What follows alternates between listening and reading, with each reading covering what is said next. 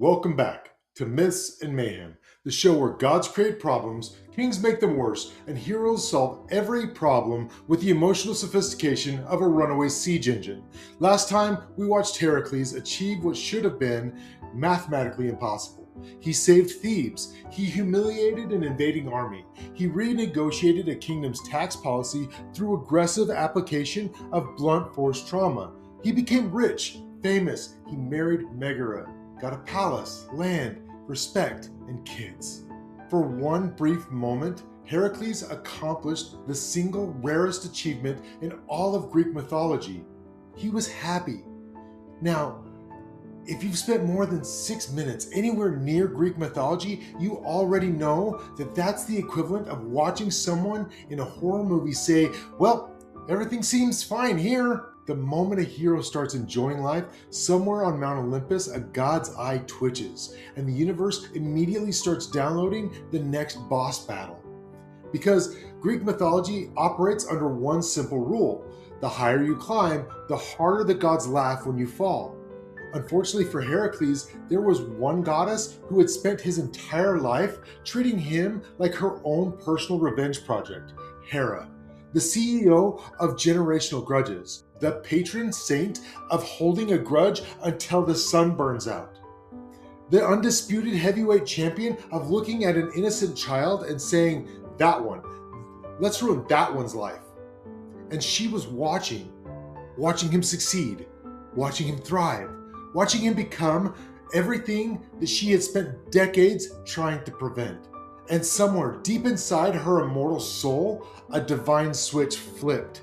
Because she wasn't annoyed anymore. She wasn't frustrated anymore. She was done sitting on the sidelines. It was time for a full offensive campaign. And Hercules had absolutely no idea that the worst day in his life had already started warming up in the bullpen. Now for several years, Heracles had lived what could only be described as a statistical anomaly for a demigod. A normal life. No monsters, no curses, no surprise prophecies, no random sea creatures emerging from lakes destroying agriculture. Nothing, just peace. He and Megara had and raised 3 sons. The greatest warrior in Greece had transformed into a suburban dad. Instead of struggling with lions, he was teaching children how to throw a spear. Instead of fighting armies, he was fixing furniture. Instead of terrifying entire kingdoms, he was probably standing barefoot in the kitchen at 6 o'clock in the morning trying to figure out why somebody had left a wooden chariot wheel in the house. You can practically picture it. Heracles standing in the backyard, one kid hanging on his arm, another kid climbing on his shoulders, and the third attempting to poke a chicken with a stick. Meanwhile, inside, Megara is calling for everyone to come to dinner while Heracles pretends not to hear her because he's explaining the proper javelin throwing technique for the 7th consecutive hour. The man has reached peak dad. This man is one fishing trip away from becoming completely unstoppable.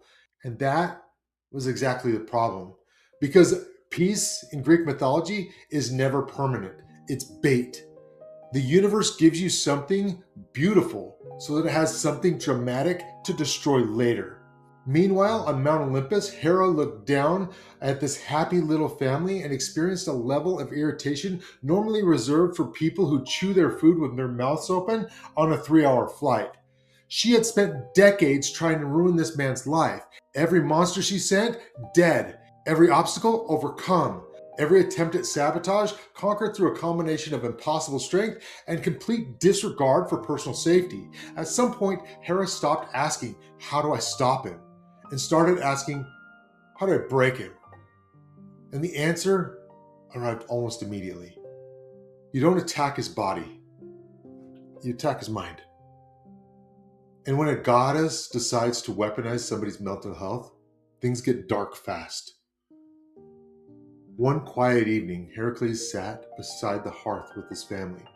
The fire crackled. His sons played nearby. Megara leaned comfortably against him. And for the first time in his life, he let his guard down. Because there wasn't a monster to fight, a king to rescue, or a prophecy trying to ruin his weekend, which meant, naturally, Hera decided now was the time to intervene. Because if Hera had one defining personality trait, it was the inability to watch somebody enjoy themselves without filing a divine complaint. So she reached down from Olympus and deployed the ancient Greek equivalent of a psychological cruise missile directly into his mind. Not a headache, not a bad mood, not a rough day, a complete collapse of reality itself. The palace vanished, walls twisted. The familiar became terrifying. The strongest man alive suddenly found himself trapped inside of a nightmare he couldn't distinguish from the real world. Now, under normal circumstances, that would already be catastrophic. But Heracles suffered from a condition we've discussed before, advanced and untreated ancient Greek hero syndrome, AGHS. Now, some more additional symptoms do include identify a threat, apply violence, and if the problem persists, apply more violence. Unfortunately, his mind had just reclassified everything that he loved as a threat. And that's where our story stops being funny. Because what happens next, it only lasted a couple of minutes. But those few minutes would define the rest of Heracles' life. The hallucinations convinced him enemies surrounded him, and that monsters had invaded his home, that assassins had come for his family. And Heracles responded the only way that he knew how. He fought. That same strength that had strangled serpents in his crib, that same strength that had broken armies, that same strength that made kings sleep better at night, now unleashed inside of his own home, against people who had never been his enemies. When the madness finally lifted, it happened all at once. The battlefield disappeared. The monsters vanished. The shadows retreated. The palace returned. Reality came back. And Heracles found himself standing in the middle of it, holding the weapon, looking at what remained of the people that he loved the most. No villain stood before him, no monster, no invading army, only silence. The kind of silence that changes somebody forever. For a long moment that probably seemed like an eternity, he just simply stared, trying to understand what he was seeing, trying to convince himself that it wasn't real, trying to wake up from a nightmare that had already ended. But there was no waking up. This wasn't a nightmare. This was reality. A reality that had become far worse. The man who had defeated everything the world had threw at him had finally encountered something that he couldn't fight: himself. So he dropped the weapon. He collapsed to the floor and broke. Not physically, but emotionally. Completely. Because there are wounds no amount of strength can carry. And there are victories that become meaningless the moment you lose the people you wanted to share them with. This was the darkest chapter in Greek mythology. Not because monsters were involved, not because gods were involved, because it's painfully human. The strongest man in the world was powerless to stop the worst thing that ever happened to him, and he knew it. The next morning, the city of Thebes woke up to a nightmare. Their champion was gone. Their hero was broken. The strongest man in Greece sat alone, staring at the wreckage of his life. Now this should have been a pretty straightforward legal case. A goddess had hijacked his mind. Everyone knew it. The witnesses knew it. The priest knew it. The king knew it. The family goat probably knew it. Unfortunately, ancient Greek law possessed all of the flexibility of a granite countertop. The legal system basically examined the situation and concluded, wow, that's incredibly tragic. Anyway, you're exiled now because the Greeks believed in something called blood guilt. And blood guilt doesn't particularly care about context. It doesn't matter if you intended it. It doesn't matter if you were cursed. It doesn't matter if a literal immortal goddess had rewired your brain like a drunken electrician. The blood was still on your hands. Rules were rules. And so, Heracles, the man who had saved Thebes, defended Thebes, made Thebes rich, was now driven from the city he had spent years protecting. And for the first time in his life, he stopped fighting. He wandered alone. No destination, no purpose, no plan. He stopped eating. He stopped talking. He stopped caring. He even searched for a cliff high enough to end everything. Every victory he had ever won suddenly felt meaningless. Every monster he had ever killed felt irrelevant. Because none of it would change anything that happened. Greek myths don't usually spend much time talking about grief. But this part feels real. Because Heracles wasn't fighting lions anymore. He wasn't fighting hydras. He wasn't fighting armies. He was fighting the same question every grieving person eventually asks. What do I do now? For a long while, he didn't have an answer. Eventually, someone came looking for him. Theseus. Yes, Theseus. That Theseus. The future Minotaur guy? The future I can probably survive a death maze guy? The future king whose entire life would become a cautionary tale about communication failures. That guy. But right now, he was just a friend. And sometimes that's enough. Theseus found Heracles sitting in the wilderness, broken, exhausted, and completely defeated. And to his credit, Theseus didn't do what most people do when they're confronted with somebody else's grief. He didn't start handing out inspirational quotes. He didn't tell him everything happens for a reason. He didn't suggest keeping a gratitude journal. He didn't tell him to think positive. Instead, he just sat down with him in the dirt, put his hand on his shoulder, and listened. Honestly, it might have been the most heroic thing Theseus ever did. Eventually, he convinced Heracles that dying alone in the wilderness wasn't a solution. It wouldn't fix anything. It wouldn't undo anything. And if there was even the smallest chance that the gods had left him a path forward, he owed it to himself to find it. And there was only one place that could provide answers: Delphi, which is either the sacred center of divine wisdom or the world's most successful hotline operated by a priestess inhaling volcanic fumes. Possibly both. So, Heracles traveled to Delphi.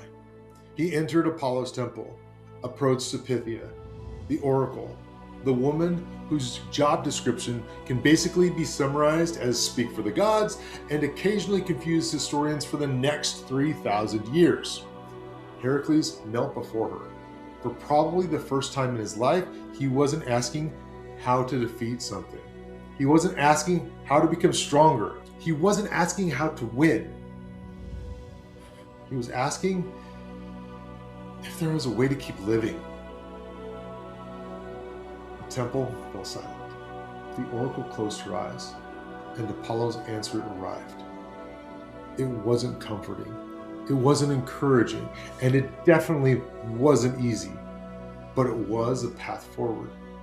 Heracles was ordered to travel to Mycenae, And there he would serve King Eurystheus for 12 years, doing whatever tasks Eurystheus assigned him.